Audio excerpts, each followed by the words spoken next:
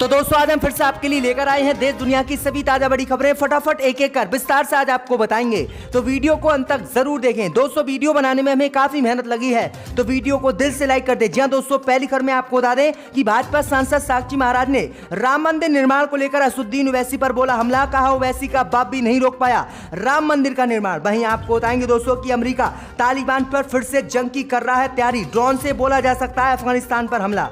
वहीं आपको बताएंगे दोस्तों की हरियाणा में भाजपा विधायकों को किसान नेताओं ने दी खुली धमकी। कहा कल से इनके घर का कुत्ता भी नहीं निकलने देंगे बाहर। वहीं आपको बताएंगे दोस्तों की एलएसी पर फिर बड़ी मोदी अमित शाह की मुश्किलें। सैनिकों की संख्या बढ़ा रहा चीन, गोला बारूद भी कर रहा है भारत के खिलाफ। एलएसी पर इकट्ठा भारत की बड़ी मुश्किलें। वहीं आपको बताएंगे दोस्तों की मोदी सरकार ने आज एयर इंडिया कंपनी को बेचा। टाटा सन्स ने खरीदी आज एयर इंडिया कंपनी। वहीं आपको बताएंगे दोस्तों की अरविंदर सिंह की बीबी ने भाजपा और अंधभक्तों को दिया बड़ा झटका। कहा मेरे पति का कांग्रेस में हुआ है अपमान, लेकिन मैं नहीं छोड़ूंगी कांग्रेस पार्टी। तो सभी खबरों को आपको विस्तार से बताने वाले हैं। दोस्तों वीडियो को लाइक कर चैनल को सब्सक्राइब कर दें और हमें कमेंट में बताएं कि आपको कौन सी खबर सबसे अच्छी लगी और आपके जिले किस राज्य से हमारी खबरों को देख रहे हैं। इसी बीच पर तो दोस्तों अगली खबर की ओर, तो भाजपा सांसद साक्षी महाराज ने असदुद्दीन ओवैसी पर बोला हमला। कहा ओवैसी का बाप भी नहीं रोक पाया राम मंदिर निर्माण।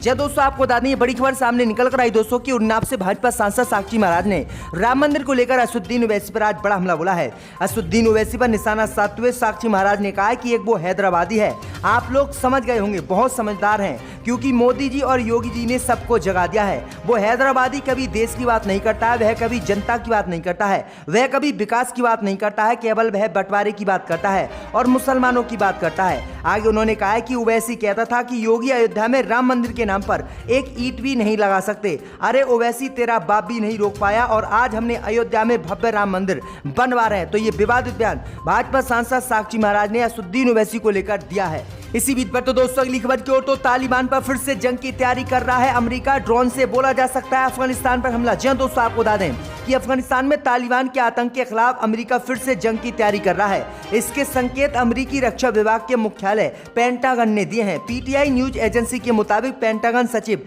जॉन किर्बी ने कहा कि अमेरिका को हक है कि वह अफगानिस्तान में ड्रोन स्ट्राइक जारी रखे। उन्होंने आगे कहा कि हमें अधिकार है कि हम आतंक के खिलाफ लड़ाई लड़ते हुए राष्ट्र को सुरक्षित करें। वहीं आपको बता दें कि तालिबान के खिलाफ अमेरिका ने कल भी कई ड्रोन अफगानिस्तान में भेजे थे, जिसके बाद तालिबान ने सीधी धमकी अमेरिका को दी थी कि अगर कोई भी अमेरिका ने ड्रोन से हमला हमारे ऊपर किया तो हम इसका मुंह तोड़ जवाब देंगे और किसी कीमत पर हम पीछे नहीं हटेंगे। जिसके बाद आज तालिबान को लेकर अमेरिका ने यह बड़ा बयान दिया है और अमेरिका कभी भी तालिबान पर ड्रोन से हमला कर सकता है। इसी बीच पर तो दोस्तों अगली खबर की ओर, तो हरियाणा में भाजपा विधायकों को किसानों ने दी धमकी। कहा कल से इनके घर के कुत्ते को भी नहीं निकलने देंगे बाहर। जी हां दोस्तों, आपको बता दें कि हरियाणा में 3 कृषि कानून के खिलाफ किसानों के आंदोलन को आज 300 दिन पूरे हो चुके हैं। इसी दौरान किसान नेता गुरनाम सिंह चटूनी ने हरियाणा के बीजेपी नेताओं को चेतावनी देते हुए कहा कि यदि 1 अक्टूबर से धान की खरीद हरियाणा में शुरू नहीं हुई तो बीजेपी और जेजेपी नेताओं के घर का कुत्ता भी बाहर नहीं निकल पाएगा। चटूनी ने कहा कि केंद्र ने धान खरीद को 1 अक्टूबर से 11 अक्टूबर तक टाल दिया है। चटूनी ने एक वीडियो जारी कर इसकी चेतावनी दी है, जिसके बाद हरियाणा में बीजेपी और जेजेपी विधायकों की मुश्किलें बढ़ गई हैं। किसान नेताओं ने कहा कि अगर किसानों के 1 अक्टूबर से धान खरीद शुरू नहीं बीजेपी ने की तो भाजपा के जेजेपी के विधायकों को और सांसदों को उनके घरों पर ही हम घेरेंगे और किसी भी कीमत पर उनको घरों से बाहर नहीं निकलने देंगे। तो ये बड़ी धमकी किसान नेताओं ने आज दे दी है। इसी बीच पर तो दोस्तों अगली खबर की ओर, तो एलएसी पर फिर से बड़ा तनाव। सैनिकों की संख्या बढ़ा रहा चीन, गोला बारूद भी कर रहा है इकट्ठा भारत पर हमले की तैयारी। जी दोस्तों, आपको बता दें ये बड़ी खबर सामने निकल कर आई दोस्तों कि उत्तराखंड के 12 होती सेक्टर से लगे बॉर्डर पर पिछले महीने चीन की पीपल्स लिबरेशन आर्मी भारतीय सीमा में घुसी। अब खबर आ रही है कि चीन एलएसी पर सैनिकों की संख्या चुपचाप बढ़ा रहा है और बड़ी मात्रा में हथियार और गोला बारूद का जखीरा भी यहीं पर इकट्ठा कर रहा है। भारतीय विदेश मंत्रालय के प्रवक्ता अरविंदर बागची ने गुरुवार को इसकी जानकारी दी है।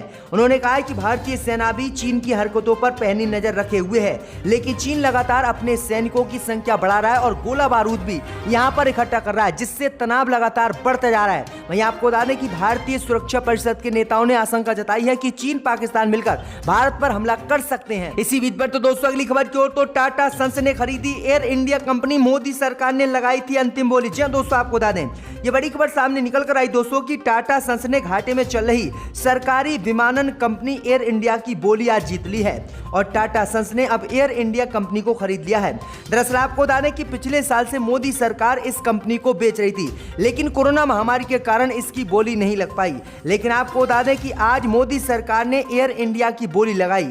वहीं अंतिम बोली टाटा सन्स ने लगाई और मोदी सरकार ने टाटा सन्स को ही इस कंपनी को बेच दिया है। तो ये बड़ी अपडेट आई दोस्तों कि एयर इंडिया कंपनी अब प्राइवेट हो गई है और टाटा सन्स इसको संचालित करेगा और मोदी सरकार ने अपनी पूरी हिस्सेदारी इस कंपनी में से आज बेच दी है। आपकी क्या राय दोस्तों, वीडियो में कमेंट करके हमें बताएं। इससे पहले मोदी सरकार ने हवाई अड्डे, रेलवे स्टेशन सहित सड़कों को भी बेचने का ऐलान किया। तो ये बड़ी अपडेट आई दोस्तों कि आज मोदी सरकार ने फाइनली एयर इंडिया कंपनी को बेच दिया है। इसी बीच पर तो दोस्तों अगली खबर की ओर, तो केंद्र सरकार को सुप्रीम कोर्ट ने भेजा नोटिस, कहा वैक्सीन के लिए आधार कार्ड दिखाने के लिए ना बनाए मोदी सरकार दबाव। जी हां दोस्तों, आपको बता दें कि सुप्रीम कोर्ट ने आज उस याचिका पर मोदी सरकार को नोटिस जारी किया है जिसमें केंद्र सरकार को निर्देश देने की गुहार लगाई है कि कोविड-19 टीकाकरण के लिए लोगों से पहचान के तौर पर सिर्फ आधार कार्ड पेश करने के लिए दबाव न डाला जाए। जस्टिस धनंजय बाई चंद्रचूड़ की अध्यक्षता वाली पीठ ने यह बात कही है। उन्होंने कहा है कि बिना आधार कार्ड के भी सरकार कोरोना वैक्सीन आम व्यक्तियों को लगाए और परेशान ना करे। तो ये बड़ी अपडेट आई दोस्तों। इसी बीच पर तो दोस्तों अगली खबर की ओर, तो अरविंदर की बीबी ने अंधभक्तों की मेहनत पर फेर दिया पानी, कहा मेरी पति का हुआ है कांग्रेस में अपमान लेकिन मैं नहीं छोड़ूंगी कांग्रेस। जी हां दोस्तों, आपको बता दें कि पंजाब के मुख्यमंत्री कैप्टन अमरिंदर सिंह ने गुरुवार को स्पष्ट कर दिया कि उनके कांग्रेस में बने रहने का कोई इरादा नहीं है। वहीं आपको बता दें फिर अंधभक्तों ने कयास लगाए थे कि वे बीजेपी को ज्वाइन कर सकते हैं, लेकिन बीजेपी ज्वाइन करने पर अमरिंदर सिंह की पत्नी ने अंधभक्तों की पानी फेर दिया। दरअसल आपको बता दें कि उनकी पत्नी और पटियाला से कांग्रेस सांसद परनीत कौर ने बोलते हुए कहा है कि उनके पति का जरूर कांग्रेस पार्टी में अपमान हुआ है, लेकिन वह किसी भी कीमत पर कांग्रेस पार्टी को नहीं छोड़ेंगी और वह कांग्रेस पार्टी में ही रहेंगी। दरअसल आपको बता दें कि कैप्टन अमरिंदर सिंह ने गृह मंत्री अमित शाह से मुलाकात की थी। उसके बाद उन्होंने एनएसए अजीत डोभाल से भी मुलाकात की थी, जिसके बाद कयास लगाए रहे थे कि जल्दी वह बीजेपी ज्वाइन कर सकते हैं। लेकिन उनकी पत्नी ने साफ कहा है कि मेरे पति का कांग्रेस में अपमान जरूर हुआ है, लेकिन हम पार्टी को नहीं छोड़ेंगे। तो यह बड़ा झटका अंधभक्तों और बीजेपी को दिया है। इसी बीच पर तो दोस्तों अगली खबर की ओर, तो दिल्ली के बाद अब राजस्थान सरकार ने लगाई दिवाली और आतिशबाजी मनाने पर रोक। जहां दोस्तों आपको बता दें कि राजस्थान सरकार ने 1 अक्टूबर 2021 से 31 जनवरी 2022 तक सभी प्रकार के पटाखों बेचने पर, चलाने पर प्रतिबंध आज लगा दिया है। प्रमुख शासन सचिव अभय कुमार ने इसकी जानकारी आज दी है।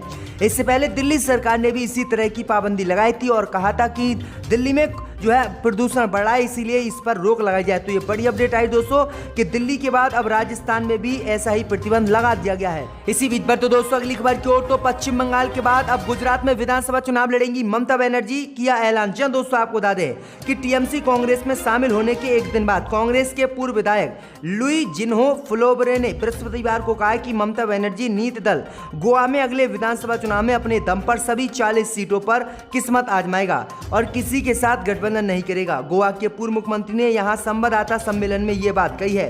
दरअसल आपको बता दें कि ममता बनर्जी पश्चिम बंगाल से निकलकर हर प्रदेश में चुनाव लड़ना चाहती हैं। उत्तर प्रदेश में ही ममता बनर्जी ने विधानसभा चुनाव लड़ने का ऐलान किया। इसके बाद अब गोवा में भी ममता बनर्जी विधानसभा चुनाव लड़ेंगी। इसी बीच पर तो दोस्तों अगली खबर की ओर, तो सपा सांसद एसटी हसन ने कांग्रेस पर साधा निशाना, कहा कांग्रेस की वजह से तोड़ी गई बाबरी मस्जिद। जी दोस्तों आपको बता दें कि उत्तर प्रदेश के मुरादाबाद से समाजवादी पार्टी के सांसद डॉक्टर एसटी हसन ने कांग्रेस नेता इमरान प्रतापगढ़ी के बहाने कांग्रेस पार्टी पर निशाना साधते हुए मुसलमानों की बदहाली और बाबरी मस्जिद की शहादत के लिए कांग्रेस को जिम्मेदार ठहरा दिया है। इतना ही नहीं, सपा सांसद ने भारतीय सेना पर भी टिप्पणी करते हुए कहा कि जलते हुए टायरों की वजह से भारत की सेना बाबरी मस्जिद की शहादत को बचा नहीं सकी। यूपी चुनाव के बीच सपा सांसद ने बाबरी मस्जिद का मुद्दा उछालते हुए भारतीय सेना की कार्यकुशलता पर भी सवाल खड़े कर दिए हैं। पिछले हफ्ते कांग्रेस नेता इमरान प्रतापगढ़ी मुरादाबाद के 2 दिन के दौरे पर थे और इस दौरान उन्होंने रोड शो और जनसभाएं भी की थी। सपा सांसद को कांग्रेस नेता इमरान प्रतापगढ़ी का मुरादाबाद दौरा पसंद नहीं आया और इसी को लेकर उन्होंने ये बड़ा हमला आज बोल दिया है। इसी बीच पर तो दोस्तों अगली खबर की ओर, तो राजस्थान दल बदल मामले में बसपा से कांग्रेस में शामिल हुए 6 विधायकों को जवाब देने के लिए मिला 4 हफ्ते का समय। जहां दोस्तों आपको बता दें कि सुप्रीम कोर्ट ने 2019 में बसपा छोड़कर कांग्रेस में शामिल हुए 6 विधायकों को दल बदल विरोधी मामले में अंतिम जवाब दाखिल करने के लिए 4 हफ्तों की मोहलत दी है।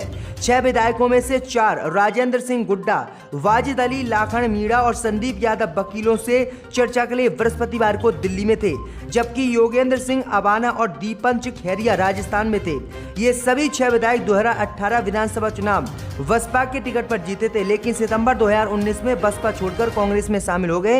इनके इस कदम को बसपा नेता सतीश चंद्र ने दल बदल विरोधी कानून के तहत सुप्रीम कोर्ट में चुनौती दी थी। योगेंद्र सिंह अबाना और दीप चंद्र ने बुधवार रात को राजस्थान के मुख्यमंत्री अशोक गहलोत से भी मुलाकात की है। डिप्टी स्पीकर पर फेंक दिए थे, वो भी हमने देखा।